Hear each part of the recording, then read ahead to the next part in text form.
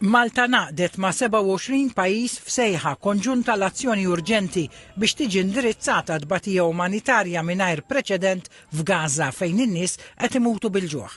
L-istqarrija firmata mill-Ministri tal-Affarijiet Barranin ta' pajjiżi fosthom l-Awstralja, Franza, l-Italja, l-Ġappun, il-Ġermanja, l-Ingilterra u Malta flimkien mar-rappreżentantoli tal-Unjoni Ewropea l-Affarijiet Barranin u Kummissarji Ewropej wissiet li l-ispazju umanitarju għandu jinżamm u l-għajnuna qatt m'għandha tiġi politiċizzata.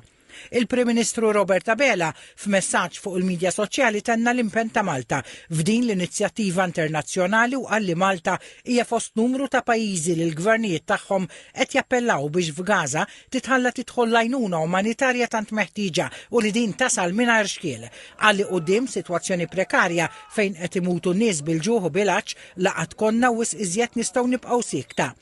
L-istqarrija titlob li l-Gvern Iżraeljan jawtorizza l-vjaġġi kollha tal-għajnuna minn NGOs internazzjonali, intalbu wkoll miżuri immedjati, permanenti u konkreti biex ikun hemm aċċess sigur u fuq skala kbira għan-Nazzjonijiet Magħquda, NGOs internazzjonali u sħab umanitarji.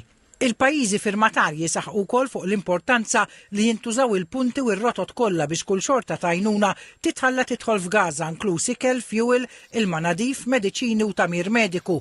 Fl-istess waqt l-istqarrija esprimiet ringrazzjament lejn l-Istati Uniti, l-Qatar u l-Eġittu għall-isforzi tagħhom favur waqfin mill-ġlied u l-paċi. Intant f'Gaza, Gaza City attakkata mill-ajru bitħejjija mill-Armata Iżraeljana biex tavvanza f'din il-parti ċentrali. Il-pressjoni internazzjonali tkompli biex il-poplu f'Gaza ma jmutx bil-ġuħ.